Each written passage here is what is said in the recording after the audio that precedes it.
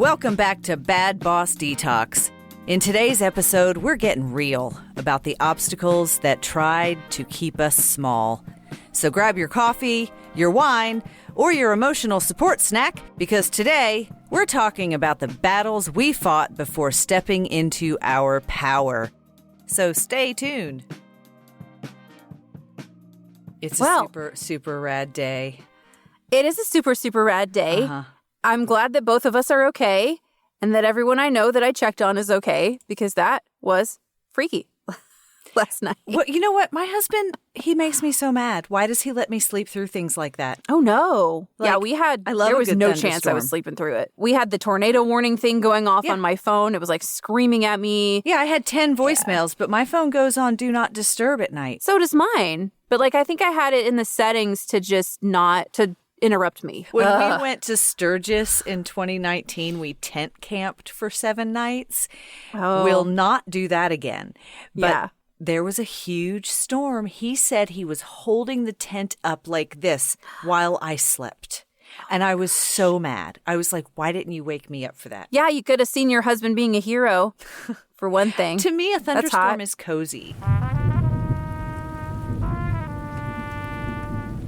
So let's get into it then. Yeah. Your emotional support snack.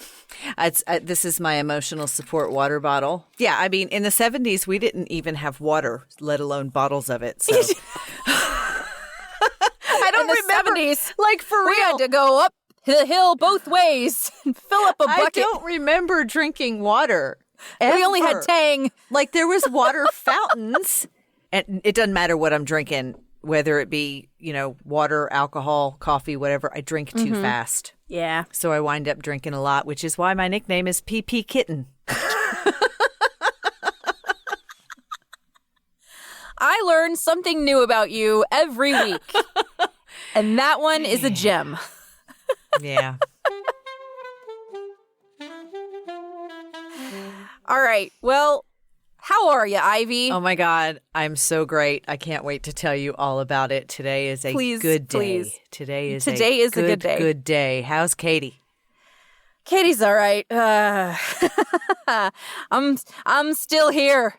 It's been a bit of a week for me, but still good because got a good book I'm working on this week. Excellent. Yeah. Good for you. Okay. Well, you want to tell us about your 90 days? Today makes 3 months exactly in about an hour and 4 minutes. It'll be 3 months exactly. 3 months since I deleted my email address for that person that I used to work for. I have a story to tell. But yeah, 90 days means I have detoxed, right? You get a chip. Do I get a chip? Yeah, and then I just have to go to meetings? Yeah. Is that right? Yeah, you get to hang out with all of your other survivor friends. Today is a milestone. Also today, I got paid for my very first audiobook gig, which makes me a professional voiceover actor. Isn't that magical that those things lined up? It was wild. I couldn't even believe it when I saw it. He asked me for my PayPal information, and 5 minutes later, I got paid for reading a book into my microphone. I know. Isn't that just the most beautiful thing? Breaks down to probably minimum wage per hour, but I'll learn and I'll get better. Yeah. And I have the minimum wage is better than no wage. Hey. And also, experience is money. Yes. I have the second one to upload, and then I'll get paid again. Fabulous. A little bit over what he estimated. Oh. Yeah. But wait, there's more. Oh. I just bought tickets to see Duran Duran in Ireland. Oh my gosh. Yes. So we're going to Europe this summer. My good boss, I don't know if I've said this before, but he bought me tickets to Paris in 2020. Oh. Yeah, because he said years ago, he said, I want to send you to Paris when we get up to a certain amount of clients. And then we didn't get up to the certain amount of clients, but we were doing as well in a different area. So he decided to send us to Paris. Me. Mm-hmm. We paid for my husband's ticket. And then 2020, of course, everything got canceled. Yeah. And so our tickets were still good. So we've planned the trip to see the same Iron Maiden with Avatar in Switzerland. And then yesterday I got a email that Duran Duran had a perfume out. And at the bottom of that email, it was like, oh, and we added some new shows to our European tour. The day we arrive in Ireland, they're playing in Cork, Ireland, which is not where we were going, but now it is. But you are now. Hell yes. I know. I'm so excited. So cool. Aren't they like a top band for you? Yeah. They're tattooed to my arm. I mean. Well, you got a lot of tattoos on your arm, so. Well, yeah, but there's all 5 members their faces. of Duran Duran. Yeah. So, no, I very, very excited. That is so freaking cool. I'm so happy for you. Yeah. My good boss again told me today that when you get rid of negative energy in your life, that's when good things. Yes, you have to make room for it. Mm-hmm. Yeah. Absolutely. And also Dolly Parton came out with jeans today. Really? They're called Dolly's Jolene's. Yeah. Do they make you look leaner, Joleener? I don't know, but I'm going to find out when I hit purchase. There's a little bit of she's got a little bit of a line, a collaboration going with the company I've never heard of before, but I want a pair of those jeans. Those Jolene's. You deserve it. Mm-hmm. You deserve it. Yeah. You got to treat yourself a little bit. They cost more than I made on my first audiobook, but I don't give a shit. I kind of don't either. No, because all of the time and everything that you invested to get to this point, and the battle that you fought to get to yourself to this point of being able to say, I have 2 audiobook credits and I'm a professional. I am a professional. I have been given money for my talent. Yes. So that's so exciting. And I think it's absolutely magical that it lined up with your 90 days. Everything of did. Being free of Crazy Train. Yeah. Are we allowed to call her that? I don't care. I haven't really talked that much about her. My experience with her inspired this podcast, but that's about all the credit she can get. You're the one that's done all the work. Yeah, well, that's true for my entire relationship with her. I did all the work. Right. So we're going to talk about obstacles today and healing, right? Yeah, basically. So this is a little bit of a different format in episodes for us. Like I said, step into our power. That's the phrase I kind of used. But to mean let go of the bullshit that was holding us back and start acting like the queens that we are. Yep. You know? That's really how it is. When we were talking about Radium Girls, although that part kind of got cut out of the episode for time.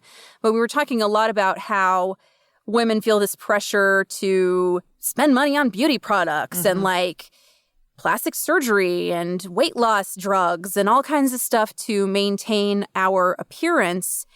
And basically, the bottom line is all of that I was struggling with personally, and I feel like this probably is relatable for a lot of women, that comes down to internalized misogyny. Are you familiar with that phrase? 100%. Yeah. So hating myself because I did not feel that I met the standards of what a beautiful woman is supposed to be. What the magazines told you that you were supposed to look like? Yes, that the patriarchy told me that I was supposed to look like is what it is. And because women's entire value has been based on our appearance and how we can make ourselves appealing to men, and I didn't feel like I was meeting that standard, that's where my internal shame and, low self-esteem was coming from, basically. Do you know what's interesting to me when you say that? In my experience, we call it the patriarchy and we call it misogyny, and it's true, but I feel like, at least in my experience, it's mostly been other women, including my mother, who are always pointing out the way other women look and not, it's never really, for me, come from the men. It's like the women project onto each other, this is how we're supposed to look for the men. Yes, I agree with you on that point. I have heard it from toxic men in my life. For me, a lot of it came from seeing my mom talk down about herself, looking at herself in the mirror and saying, I'm so fat, I'm so whatever. And my grandma doing the same thing. And mind you, my grandma was a pageant queen. My mom was a model. Like, if they're not the societally accepted standard of beauty, then like what is? Yeah, but aren't we supposed to? Like, I don't have that experience. My mother was never, I look terrible, I look fat, I look this or that. She was never that. But all my friends were. Yeah. And so all of my friends were too. I just thought that was the way girls were, and the movies and TV and all that stuff. My nail beds suck. But I never had any men. My dad was awesome. My mother was always beautiful. I was always beautiful. Like, he was never. Well, that's great. Yeah. Like, but it was always coming from the other girls. But they're not asking the boys what they want. They're just assuming that this is what they want. And the boys are being told what they want. Yeah. In the same way that girls are being told what we should be. Yeah. Like, it's really messed up. Yeah. All of my self-worth was tied to my appearance, and it didn't really help that being an actor, this factors in. So like as I was getting started in acting when I was like 11 and 12 years old, and I was kind of a chubby preteen, and I was being cast as like the mom or the grandma in the plays. And I was never considered for the main character or whatever. Like, that hurt my soul a little bit. And it's all just because of this like perception of beauty that we all seem to buy into for some reason, The ever-changing perception of beauty, ever-changing as well. Yeah. So being in a toxic environment, such as an abusive relationship or a toxic job, can sometimes make people feel responsible for their own mistreatment, or at least responsible for like taking it for so long. Yes. And I definitely felt that way after being in some abusive relationships. I definitely felt that way about teaching. Like, why am I putting myself through this? Why am I accepting this in my life? And then that made you feel guilty for letting yourself accept it? Yeah. Looking back on abusive relationships that I was in, and I'm talking about like boyfriends, that I would feel embarrassed and guilty for having stayed in that relationship so long. I can see that. The same way that I felt embarrassed and guilty for staying and teaching for so long when I wasn't happy because I felt obligated, or all the reasons we talked about on the fear episode, And I read something in actually a book that I narrated. This was a memoir, and the author was talking about her experience in the 12-step program recovering from alcoholism. And she was saying that one of the people in that program told her that somewhere along the line, she had been programmed to take abuse. And that stuck with me a lot because I felt like maybe I had been programmed to take abuse in my job by my abusive personal relationships. Maybe I had been programmed to take abuse in my personal relationships from some of my family relationships. And maybe those family relationships, that person had been programmed to take abuse from the generation before. So it's like this evil chain, that just continues on until some point you have a breaking point and you say, fuck no, no more. I'm better than this. We're not going to take this shit anymore. Or maybe become an abuser themselves. Exactly. Because I was not about to let that happen to me. I saw how stressed I was coming home from my toxic job teaching, and I didn't want to be taking that stress out on my partner, which I was guilty of sometimes. And I was guilty of not being patient enough, at the very least, not giving him the time that he deserved from me because I was too tired and exhausted. And so I just didn't want to perpetuate that suffering. You know, I think I took it out on everyone, not just my husband. My husband was the closest to me, but I can see more of an ease in all of my relationships now. Yeah. Now that I'm fully detoxed 90 days later. Like, for real. Like, that I think it's because it's in you. Like, once you have released that toxicity, you are different. And you're the only one that can make that decision. Yes.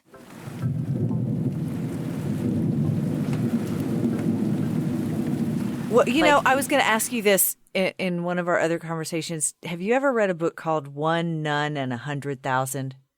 No. It is, you do not get to tell anyone who you are. They're going to decide that for themselves. Yeah. Everyone's going to see you differently. So the only thing you can do is be who you feel you are and let other people hopefully see that.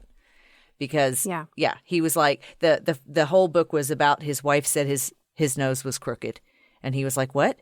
Who sees that in me? It was a fascinating book. Just going down my list here, I also had fear of not being good enough. You know, when I was thinking about quitting teaching and I was like, well, what else would I want to do? What do I really want to do was do acting and voice acting. And I was like, well, what if I'm not good enough? You know, I didn't even get cast for this community theater production of, like, why would I think that I can be a working full-time actor? But, you know, I was still in that mindset of like external validation being my only source of self-worth. So had to break that cycle too. Yep. I had a little bit of, I had this conversation with girlfriend of mine years ago. I feel ordinary. Like I felt not cool enough when my high school boyfriend broke up with me. I felt ordinary. Yeah. That's the word that I always use. Yeah, is basic. Yeah. I'm just ordinary. And people look at me and they're like, okay. You know what I mean? Like, but that's only your perception of how they think of you. It's my own perception, right? Like you don't like know. I They said, could be looking at you and going like, God damn, look at that hot redhead with those tattoos. I don't get to decide Mash. what people think of me. I only get to decide what I think of me. Exactly. And I'm ordinary. So why are we spending all this time thinking about what other people think of us when that's not even up to us? It's not up to us. Like it's all not we our can decision. do is try to be nice, you know, Right. and treat other people with respect and kindness. And like Yes. after that point, that's all we can do. So my dad passed away in 2020, and my mom had always talked about when he was alive how he struggled to stay in a job. Like he wouldn't get fired, but he would struggle because he would get a job and then the company would go out of business. Okay. And so that was one thing that I kind of felt like, oh God, my dad always struggled with his job and I'm much more like my dad than I am like my mom. And maybe I'm going to have this, you know, curse on me and whatever. Like if there was a curse, I broke it. And the thing about that is Good like for you. nothing, even like you can't think about it as just like everything bad that happens, it's because of the curse, you know, like that's a self-fulfilling prophecy, you know, and instead, if you start to see like, all right, I'm letting go of those patterns that got me to this point. I'm choosing a different way.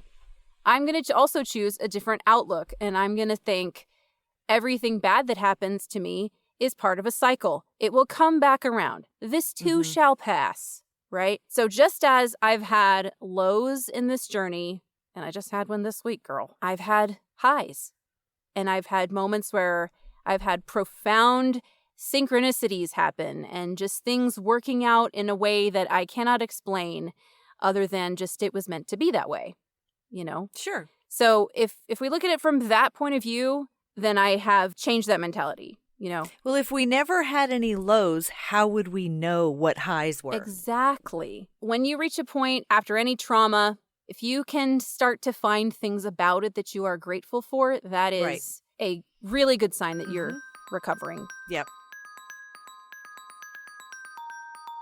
Why don't you talk about imposter syndrome? Because you said you were kind of experiencing that when you got your audiobook gig. Well, I mean, I've kind of experienced that throughout adulthood. Yeah. Like, I still don't like, you've probably noticed, I say girl and boy. I don't say woman. I feel like I'm an imposter as a woman. Like, you don't feel like an adult? I don't feel like an adult. I've never felt like an adult. My husband and I didn't really bother to grow up. So what? I've never not, quote unquote, fit in, but I feel like I don't fit in. Yeah. I feel like I am an imposter. And when I first got my job where I work, a high-end gym, you would never know the way I see them. I don't even know what they look like in their offices. I don't even know because I see them with their hair up, sweating. Yeah, no makeup all on. that stuff. Yeah. You know? So When I first started working there, I was befriended by one of my coworkers, and she invited me to a party at her house, like one of those jewelry selling, something like that, with all of her girlfriends, all these grown-ups with their mom cars, and they're, going to get their kids from soccer practice, and they're, I married a skate punk. Mm-hmm. My husband did not even have a high school diploma when I married him. And we got married very young, just don't fit in with the grown-ups, right? I just don't. And my friend sat there when she introduced me to all of her friends, and they don't know I look like everybody. Well, kind of, but like, they don't know that I still feel like I'm in high school. They don't know that I don't make as much money as them, or that my husband isn't as educated as theirs, or whatever. They don't know that. And she just talked me up, and I sat there in that house and I felt like a grown-up for the first time really in my life. Like, I was like, they're all accepting me. She's talking about me like I know what I'm doing at my job. She's talking about me like I'm not just ordinary, and they were believing it. Yeah. They bought it. Yeah. I'll never forget that, because this job kind of brought me into, I'm still, a metalhead. I'm still going to metal concerts. I'm not out doing whatever these soccer moms do, ladies who lunch or whatever. That's not me. Yeah. Never will be. But I can hang out with them. And that's my imposter syndrome. Like, I don't feel like I fit in. I don't feel like I'm a grown up, but I'm fucking 53 years old. So I guess I'm a grown up, right? Yeah. That's really relatable, I think, because all the time I feel like I'm faking being a grown up. Yeah. And someone's going to find out, And I think part of that was because when I was a teacher, I spent almost all of my waking hours with children. I spent so much time with kids that was who I related to a lot. Yeah. Like, I was still in that 14-year-old mentality, even though I was running the class. It was just sort of like I had to meet them where they're at. It was hard for me when my kids' friends and their teenagers, because mine was the house where all the kids came. Of course it was. And, well, I mean, I am Mrs. H, okay? That's what the kids, and that happened because I was cleaning the pool one day. We had an above ground pool years ago, and I would walk around it and clean it. I would walk like a balance beam around the edge of it. And there was a bunch of kids standing there, and I'm in my bikini cleaning the pool, and they're about 10, 11, 12 years old. And I said, I'll be done in a minute. And one of them said, that's okay. Take your time. And and that was that was when I went from being Ivy to Mrs. H. And that was when I started informing these kids, don't mistake me for cool. Yeah. You can come to my house. I'm only cool until you fuck with me, and then I'm very much not cool. You can come and tell me whatever. And I mean, I have like this, I call it an affliction. They come to me and tell me things that they probably shouldn't. Like, my sister is in jail, and they, like, come in my kitchen when all the other kids are playing and tell me their sob stories. And that's what I wanted to be, was a safe place for all the kids. Absolutely. But I still never thought of myself as a grown-up. Here's something that a nun told me one time when I was teaching at the Catholic school. That's my first year teaching. She said, there's a difference between being childish and being childlike. Yes. And if you are childlike, then, and she's a nun, so she put it in the eyes of God, you are, in favor or whatever. If you have faith like a child, if you have a childlike spirit, if you have that sense of fun in your life, and, a little bit of like the never grow up, but just at the fun level, and not at the, I got to pay my taxes level. Like, she was praising people that have that spirit. I want to be more teen-like than childlike. Yeah, I think it's great, and I think probably that's one reason we get along, because we're both kind of slightly immature in the best way. Right. In the fun way. It took me some confidence building, because in voiceover particularly, you have to not be afraid to promote yourself and to send cold emails to people and be like, hey, here's my demo. I exist. Oh, Lord. It's still kind of hard, but I'm getting over it. at the networking group last time, I was like, don't be like me and send out a promotional email from a template that says company logo at the top. If you don't have a company logo, it will just say company logo. Because I didn't know how to delete it, and I didn't know that it would actually still be there when they open it. That is my company logo. What? Yeah, no, it's Meta. It's a thing. Yeah, no. So that was really company embarrassing. Logo TM. That's right. If you make dumb mistakes, then I guess you can laugh at them and tell people not to do that. I guess. Please pass on the knowledge. Mistakes. You know. The other thing I was doing was like trying way too hard, because as we all know, if you want to be cool, you can't try to be cool, because then automatically you're a pick-me and you're cringy and you're not cool, right? Mm-hmm. And you can't try to be not cool because then you're also not cool. So in order to be cool, you have to act like you don't care in a way that you're basically just being yourself, you know? Or you just really don't care, like me. That's fine too. I just really don't care. I'm still proud of this sick burn. But one time, this very bratty, popular kid was in my class, and he was just being really insufferable. And I just said to him, aren't you exhausted from spending all of your energy trying to be cool every day? And he just kind of looked at me like he didn't understand what I was talking about. And I was like, yeah, that was the sickest burn. Yeah. He'll get it one day. It really was, yeah. one day he's going to know what that One day means. he's going to wake up in the middle of the night and go, oh, shit, she was right. And on that day, I'll be here. And you can email me and thank me. Uh-huh. So for my auditions and stuff, basically what I was doing was like trying too hard. I was putting on this like narrator voice, you know, this like super professional, clean and perfect kind of sounding voice. And everybody sounds like that in narration. Mm-hmm. So what you have to do is just use your normal voice in a way that's engaging instead of like putting on a voice, you know? Mm-hmm. And podcasting has actually helped me a lot with that. Like now when I get reads like that for work, I just kind of say them in my podcast voice and it sounds better. Which is just kind of your voice. Which is just this. Yeah. Yeah, exactly. So don't try too hard. With my personal relationships, that was something I had to get over because some of them just kind of ended and I was heartbroken and never really got closure about it. I think closure is overrated. Just drop it.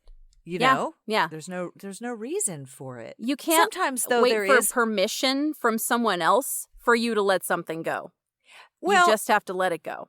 I think sometimes if someone wants to come to you with an apology, that could be closure. But as far as like just wanting closure, but the other person not giving a shit about closure, then that's not closure. That's just you wanting more attention. I don't think closure matters in this. Yeah, cases. sometimes. Yeah. In the case, and from the other point of view, like there were a few of my relationships where I ended the relationship. It was my choice. And then that person kept reaching out to me in sort of a cringy, desperate way of, you know, I just need to understand why and et cetera. And I'm like, I mean, I told you why, and that's sort of all I got. Mm-hmm. Yeah. So seeing it from the other side of the coin was helpful for me to have like more mature breakups. Well, I and guess. sometimes understanding my first love, only other boyfriend besides my husband, because I was a child bride, came to me and explained some things to me about some things that were taking place in his home life that I did not know about. Nothing horrible or anything. It was just some things that explained a lot of why his behaviors were what they were. And I would have never known. And we're friends to this day now. And that type of closure I think is great. I don't think I would call it closure, though. I think I would just call that a conversation that we had later on in life. Yeah. And after some distance, too, is the thing. Like, distance and perspective make a big difference. Yeah. Yeah. But also the only perspective I have as far as having any former boyfriends or relationships like that is from high school. Yeah. Which is a weird time. Like, exactly. nobody is fully baked in high school. No, exactly. I mean, you're I was still, pretty like- baked most of the time. Yeah, I would have probably had a better time if I was slightly baked, but Yeah. I was way too high strung and uptight for that at the time. High school's an interesting time High because, school is. they are is. children. Oh, absolutely. But you feel like you're an adult. But yeah, you want to be I believed perceived that as I an was, adult. yeah, I Yeah. felt more mature when I was in high school than I do now. I was certainly trying to Thought I was. behave as if I was more mature and better than a lot of my friends who were just acting like kids like they were, Uh-huh. you know? Yeah.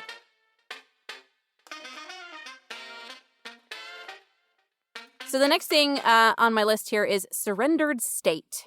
Basically, like, you just want, I was talking about this at one of the meetings, like, you can hustle and hustle and hustle, and you just reach a point where you have to, like, let go and just go with the flow and let whatever's going to happen, happen.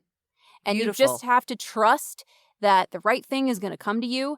And if you want to think about that in a spiritual sense, go ahead. If you want to believe that Santa is going to give you the right thing at the right time, cool. If you want to believe in any other way you want to phrase that or fit it into your brain and your philosophy, it fits. You just have to be in a surrendered state and flow with the current of how things are going. Mm-hmm. You know, pushing things, trying to force things to happen, and this idea of like, I'm not going to give up until, and I'm going to keep pushing until this point that I determine makes me successful.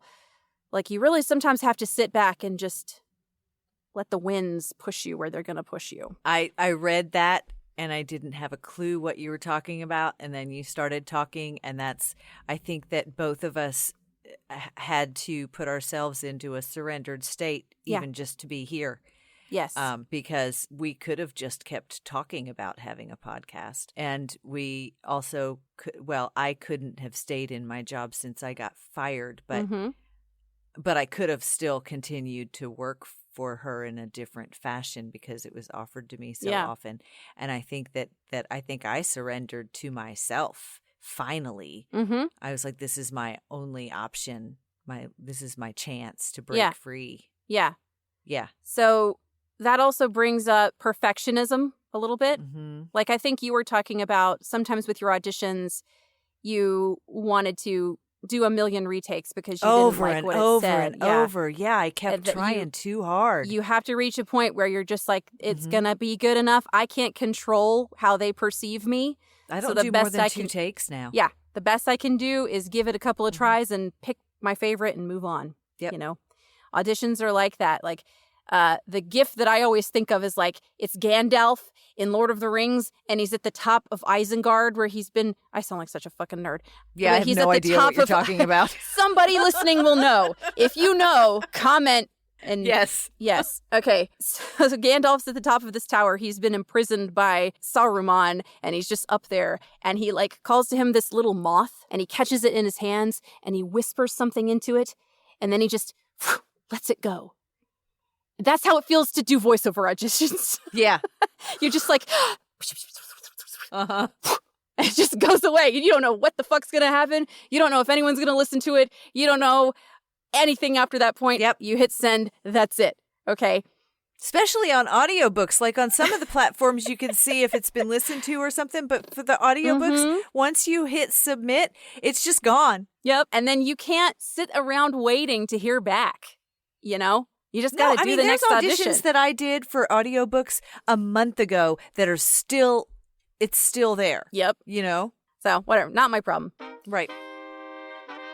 But yeah, so you're talking about reaching that surrendered state. I've heard this referred to as the breaking point. I've heard it referred to as the fuck it stage. Uh-huh. Where you just reach a point where you're like, fuck it. Whatever happens next, it's got to be better than this, you know? Yeah. Yeah. If you have reached that point, there's nowhere else to go but up. Similar to like what they call rock bottom in terms of addiction and recovery. Right. That's not something I've been through personally, but I did read that book about it, so I kind of know what she's talking about there. But yeah, for me, the fuck it stage happened when I was like 35 or so. And I, for reference, did not get married until I was 41. Despite trying as hard as I possibly could to date and meet somebody, I was trying to put myself out there in like every possible way that I could. And I felt like I went on a blind date with every single man in my town, in my state, in my city, just in the entire realm of men on earth. I feel like I dated every single one of them and went on at least one date and went, hell no. And I was just tired of that cycle, right? And I had been in terrible relationships. I knew what I wanted, but I just couldn't find it. I had been cheated on. I'd been treated like shit repeatedly. And I had been programmed to take abuse in that way. So I was still staying in my toxic teaching job at that point because I didn't feel like I had any safety net to fall back on. I was stuck also in an underwater mortgage at the time. So I felt like I couldn't sell my house. And then around this time that I had this breaking point, I remember getting dumped. It was terrible. I was like, I'm too old for this shit. I'm too old to be crying over some asshole. I got to do something to change this. And so I decided I'm going to sell my house and move to a bigger metropolitan area where I will have more new people to meet. I will have more employment opportunities, and I will be able to find a house that is not falling apart like my house was. And it just so happened that my friend's mom was a realtor, and I reached out to her and asked her what she thought about selling my house for me, and she said, I can sell your house in a week. And I was like, what? Sweet. Really? Okay, bet. And she did. She sold my house in a week for asking price. Nice. There was no bidding. It was like, boom, sold. Mm-hmm. And it was amazing to me how quickly everything turned around after that point, after I made that decision to get out of my cycle, sell my house, get away from the thing that was keeping me feeling trapped. Yep. It was almost immediately. As soon as I decided to make a change and like do something about it instead of wishing I could do something about it is when everything started to turn around for me. Me too. So.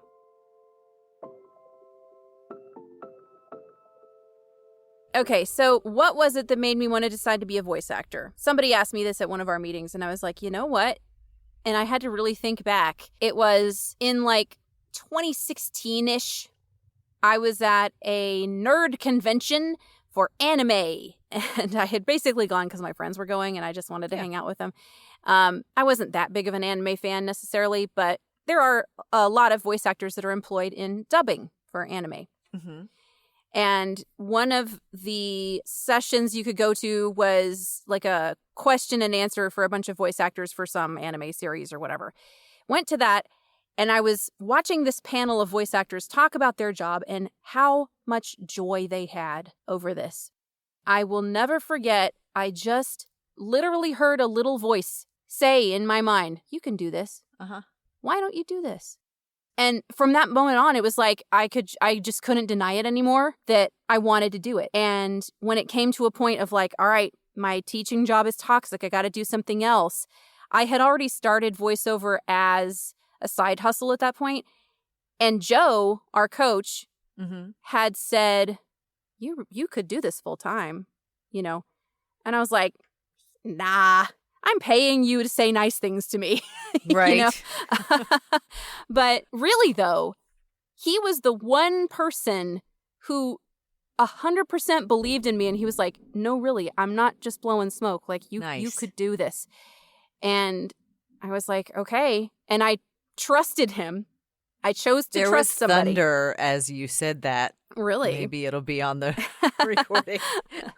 Yeah. Listeners, just so you know, we are in a hurricane situation right now, or something. I don't know what's going on. Hurricane.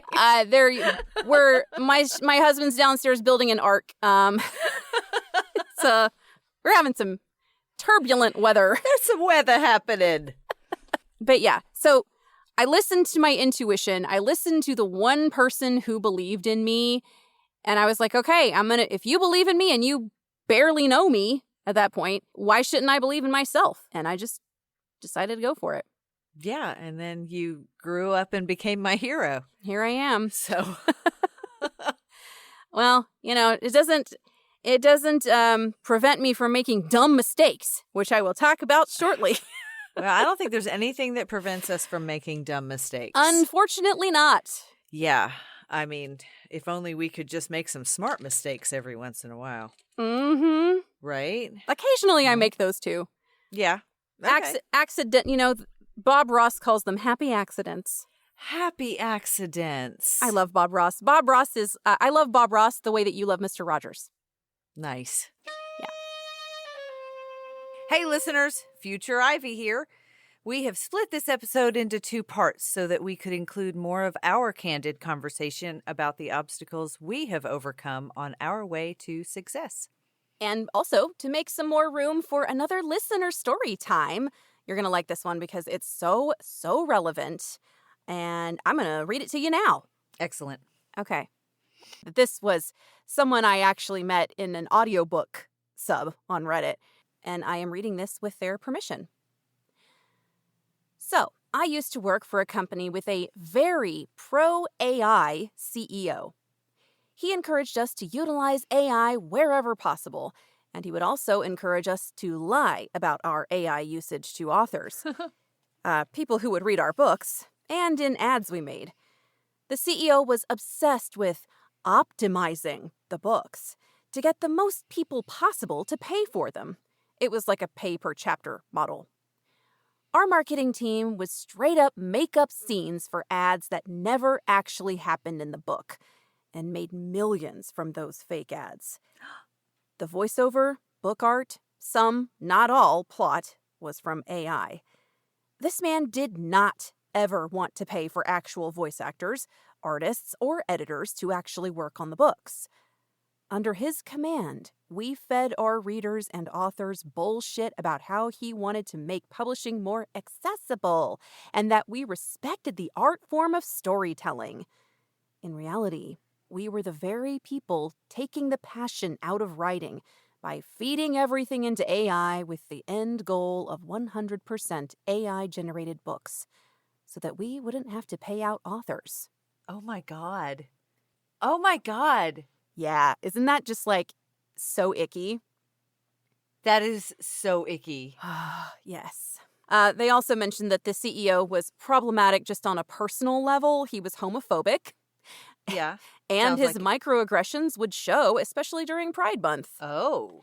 He also complained about the ages of both employees and interview candidates. If you weren't between 32 to 45, he thought you were incompetent, which is interesting. Between 32 and 45? Yeah. So is like that's the sweet spot for competence? I guess so. I guess. Okay. Yeah.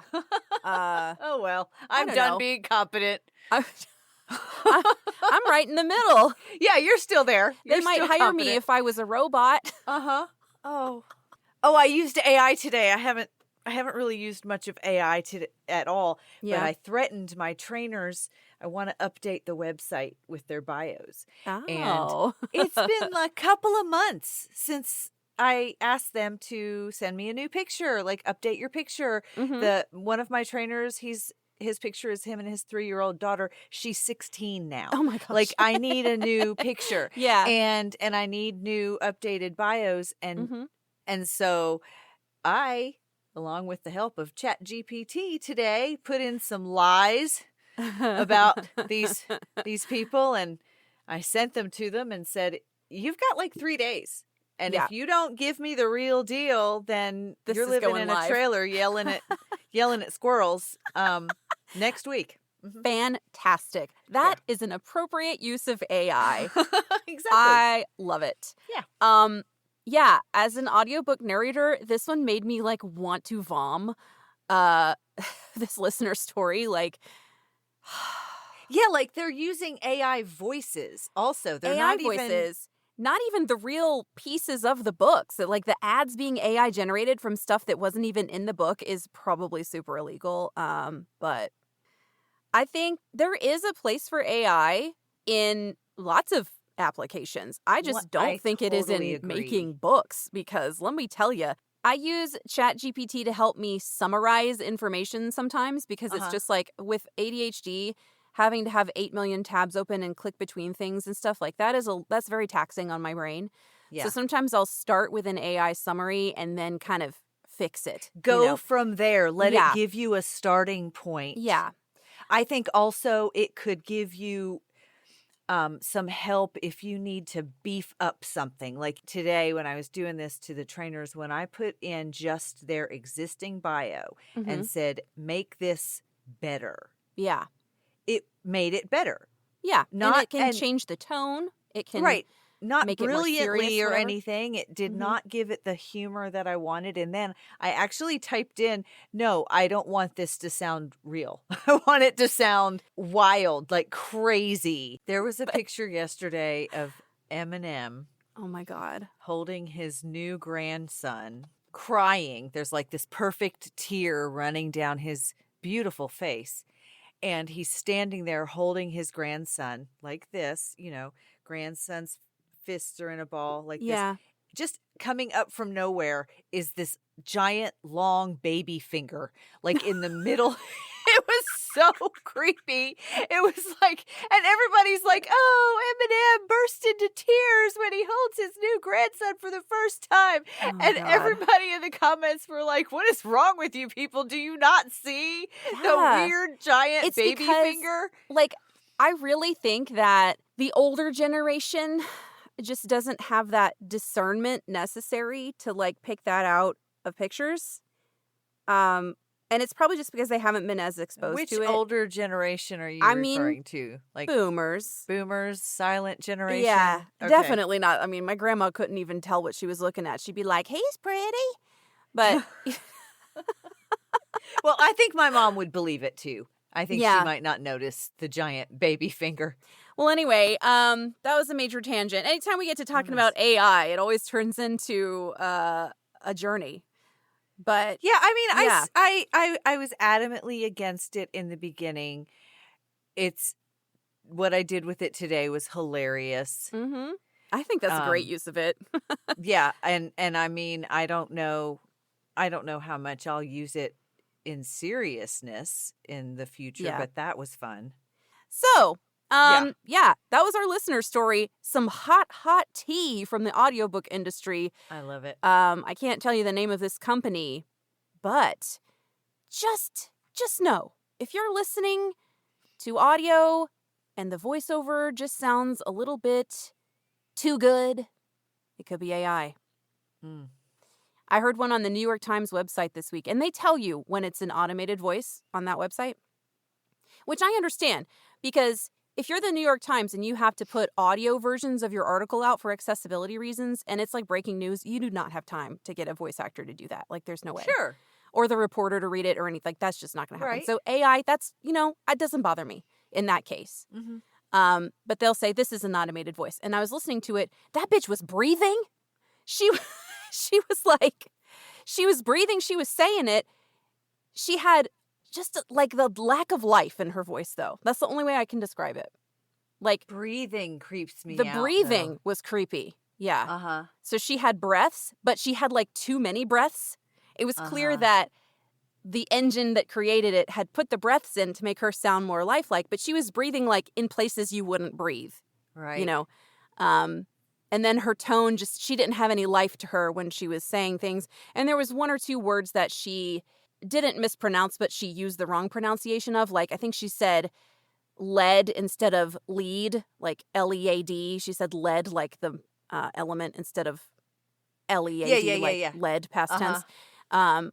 Or lead, whichever. She fucked that up, and I was like, aha, robot Uh-huh. bitch. I see you. We're gonna go with it was a Automated dream. voices have come a long way, but they are never going to surpass the actual emotion and delivery of an actor who is trained to do this, like, Yeah, period. we hope not. Mm. So what's happening next week? All right, so next week, join us for part 2 of our conversation about our own personal hurdles and roadblocks. You'll find out what happened just before my 90-day detox process was up. Did my former boss rear her ugly head to exact revenge? Did she? Was she successful? To be continued. And you'll also finally find out what happened with my taxes. I know you're waiting with bated breath. I'm still trying to hold back my projectile vomit about it, personally. Yay, Uncle Sam. But, yeah, we live and we learn. So, join us next time for the next part of that. We didn't want to cut it short, and we wanted to be able to include some listener stories. So, Yeah. So if you would like to share a listener story with us, you can do that by emailing us, stories@badbossdetox.com. Also, feel free to follow our Facebook, Bad Boss Detox, and our Instagram, Bad Boss Detox Pod. All right. Thanks so much for listening to our podcast. We are just two super famous podcasters. Amazing. Everyone's heard of us. Yeah. Right. So our opinions matter so much, and we appreciate you listening to us. I can't even take myself seriously. Are we our listeners' boss right now? Are we? Our opinions matter. I heard that you haven't subscribed and sent this podcast to 10 friends yet, so we need to talk about your future with the company. Okay, that's great.